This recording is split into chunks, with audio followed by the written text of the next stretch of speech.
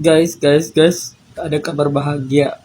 Katanya dengar-dengar ya, si ular udah jadi tersangka ya. Bakalan menang si babi, karena si Dugong si babi ini itu tuh uangnya gila, banyak banget, bener-bener banyak banget. Jadi kalau cuman oknum polisi aja disumpel gampang, tahinya aja sama oknum polisi dijilat-jilatin.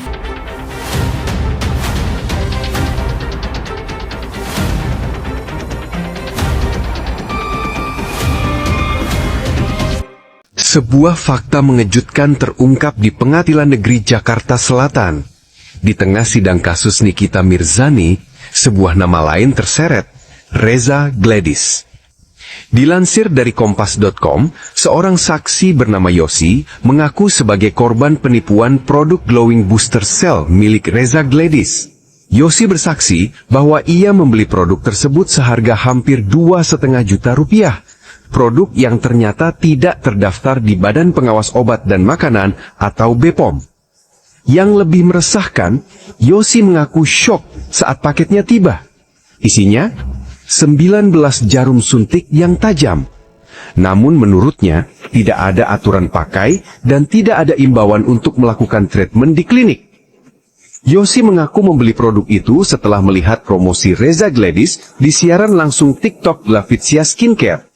Saat ditanya kuasa hukum Nikita, Yosi menegaskan, "Udah pakai di rumah aja say, ini gampang kok." Klaim bisa pakai di rumah dengan 19 jarum tajam ini menjadi pertanyaan besar, dan kekhawatiran itu tampaknya beralasan. Kompas.com mengutip rilis resmi BPOM, Glavitsia Glowing Booster Cell dinyatakan tidak terdaftar. BPOM bahkan mencatat produk sejenis ini digunakan layaknya obat dengan microneedle. Ketika produk tak terdaftar yang harusnya untuk profesional klinik dijual bebas dengan jarum tajam ke konsumen rumahan, masih adakah jaminan keamanan bagi kita?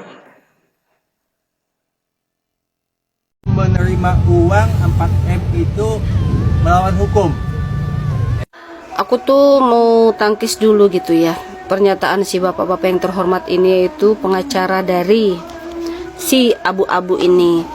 Kata pengacaranya itu, si Mail dan si Niki menerima uang 4M itu tuh melawan hukum. Pak, bertanya nih ya dengan nada halus nih Pak. Terus bagaimana Pak dengan kliennya Bapak atau si abu-abu itu Pak, menciptakan produk berbahaya, ya kan, overclaim pula. Itu kan sudah tipu Pak, menipu masyarakat. Bukan masyarakat satu yang ditipu Pak, tapi banyak ya. Dan dia itu tuh sudah banyak Pak, meraup keuntungan itu tuh sudah banyak, sudah bermiliar-miliaran ya Pak. Terus gimana nih hukumannya? Ini sebelum ada uang 4 miliar ini ya Pak, sebelum terciptanya kesepakatan adanya uang 4 miliar ini, si abu-abu sudah dulu bikin kacau Pak, menipu masyarakat Pak, ya kan. Nah, terus gimana itu? Bapak kan pengacara nih, ya kan? Pasti Bapak tahu dong langkah-langkah yang akan diambil, ya kan, menghadapi si penipu atau hukuman yang dijatuhkan kepada yang menipu orang lain. Gimana ceritanya itu Pak? Ya.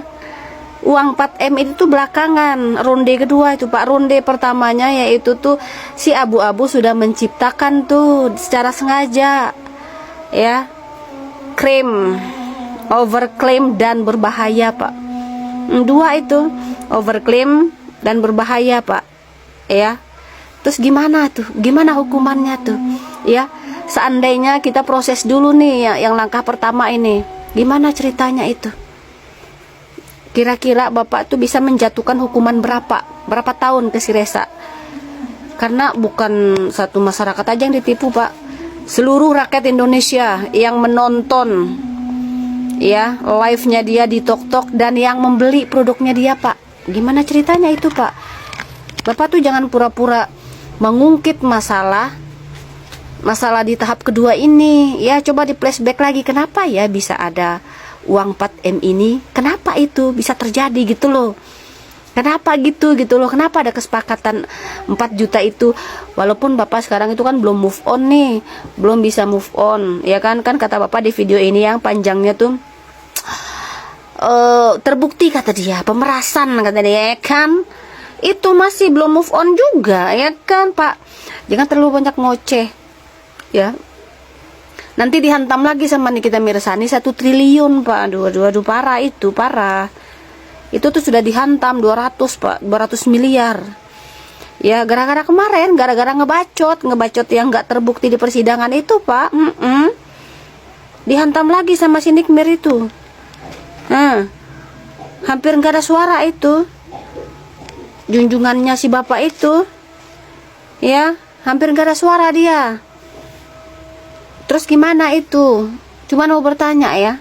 Mudah-mudahan nih videoku nih FYP sampai nih di matanya Bapak ya, bagaimana hukumnya atau kita menghadapi seorang penipu ulung Pak ya, penipu masyarakat ya, penipu orang-orang awam atau ibu-ibu ya kan, ibu-ibu awam di Indonesia ini supaya mau beli produknya dia dengan gaya overclaimnya dia, padahal itu berbahaya dengan gayanya dia menempelkan stiker di produk orang lain. Terus gimana pula itu Pak? Ada maling juga di situ tuh. Ya, coba rangkaikan dulu deh Pak ya. Guys, ada kabar bahagia. Katanya dengar ya, si ular udah jadi tersangka ya. Kira-kira bakal sekuat dan setegar Ami nggak ya? Dan pastinya bakal secetar Ami nggak ya? Bener gak sih aku dengar-dengar si ular tersangka? Tapi kayaknya bener gak sih? Ini yang kalian tunggu-tunggu kan? Si ular jadi tersangka? Tapi coba kalian tanya dong, Tip, bener gak? Aku juga nungguin sih si ular tadi itu tersangka. Semoga aja bener ya. Gak berita bohongan. Aku yakin 100% kalau beneran si ular tersangka. Seluruh Indonesia alhamdulillah. Intinya laporan si Dugong si babi itu naik. Yang dilaporkan 3-3-nya dokter. Oh my god, oke ya. Orang kaya vs orang kaya. Coba ini menangan mana nih? Tapi kalau si Dugong kan mengeluarkan uang 100M, 200M mah kecil ya mah. Coba. Tapi kurasa ya bakalan menang si Dugong. Yakin, udah bisa ditebak bakalan menang si Dugong walaupun 3-3-nya ini orang kaya juga nih. Dokter-dokter nih 3-3-nya orang-orang kaya semua dan orang-orang kuat. Tapi kurasa itu bakalan menang si Dugong. Bakalan menang si babi. Karena si Dugong si babi ini itu tuh uangnya gila, banyak banget, bener-bener banyak banget. Jadi kalau cuman oknum polisi aja disumpel gampang, tahinya aja sama oknum polisi dijilat-jilatin ya. Jangankan oknum polisi, badan pom oknum aja itu tuh tunduk sama dia. Jadi yang bisa ngatasin itu tuh bukan pemerintah, bukan penegak hukum, tapi masyarakat. Jadi kalau kalian itu emang mau bikin nih mafia ini bangkrut atau tidak bisa beroperasi lagi, dia kan produksi kan banyak banget ya, orang pengusaha kan pada ke situ. Cek PT-nya PT itu. Kalau PT itu mendingan nggak usah dibeli. Cuman kita doang, cuman masyarakat Indonesia yang bisa mengekik dia.